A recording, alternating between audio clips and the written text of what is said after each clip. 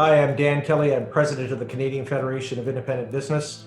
CFIB is an advocacy association. We have 110,000 small and medium-sized firms as members from coast to coast. First thing that they've got to do is make sure that that's actually possible.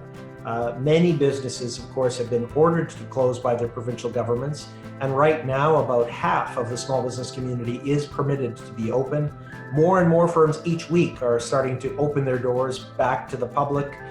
Certainly good news, but comes with a host of challenges. The second thing that businesses need to do, of course, is focus on getting their team back together and rehiring staff that they may have laid off, or staff that perhaps have been working from home wherever possible over the last number of months. And again, there are complications and process steps that need to happen to do that effectively. And then, of course, third, businesses need to start to appeal to customers once again, letting their customers know that they have reopened, ensuring that they can feel confident to safely return to those businesses. That's absolutely critical if we're going to get the economy moving again, and the business owners are going to have a chance of ensuring that they can regain the trust of customers who have been afraid to even leave their home. There are a variety of programs that government has created to help businesses in the reopening phase. We are very pleased that the federal government, at our request, has renewed the small business wage subsidy. The Canada Emergency Wage Subsidy Program is now going to be continued for June, July, and August. That will allow small firms to have up to 75% of their payroll covered as they reopen. We can expect that small firms are going to have their costs return a lot more quickly than their revenues. And if your payroll is largely covered by government support over the reopening phase, you're going to have a much better chance of being able to succeed over the lean months that many firms expect as we go through the summer and into the fall. Secondly, we've been promoting that business owners really should take advantage of the Canada Emergency Business Account. This can provide a $40,000 interest-free loan to businesses, and $10,000 of that loan is forgivable, so you don't have to repay it at the end of the process, which can really help small firms along the way. But there are other resources, specific resources of guiding you around the HR policies, the safety and cleaning procedures that you might need to impose as a business owner. CFIB has created in each province a back to business kit to provide guidance to small business owners on all of the specifics, posters that you might need to hang in your wall or in your window.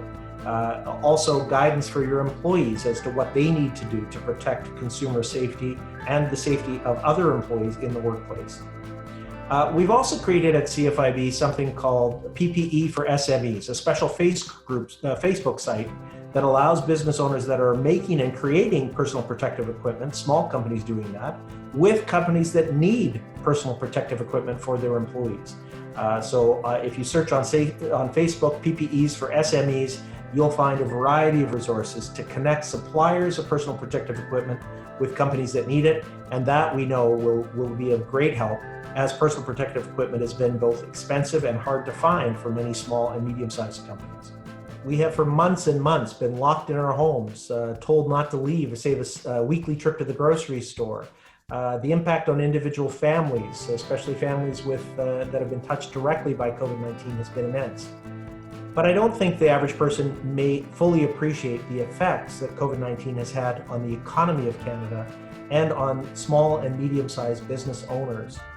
In every community, in every city and town across the country, there are thousands of small and medium-sized firms who have been hanging on by their fingernails as they've been forced to close down in order to protect society.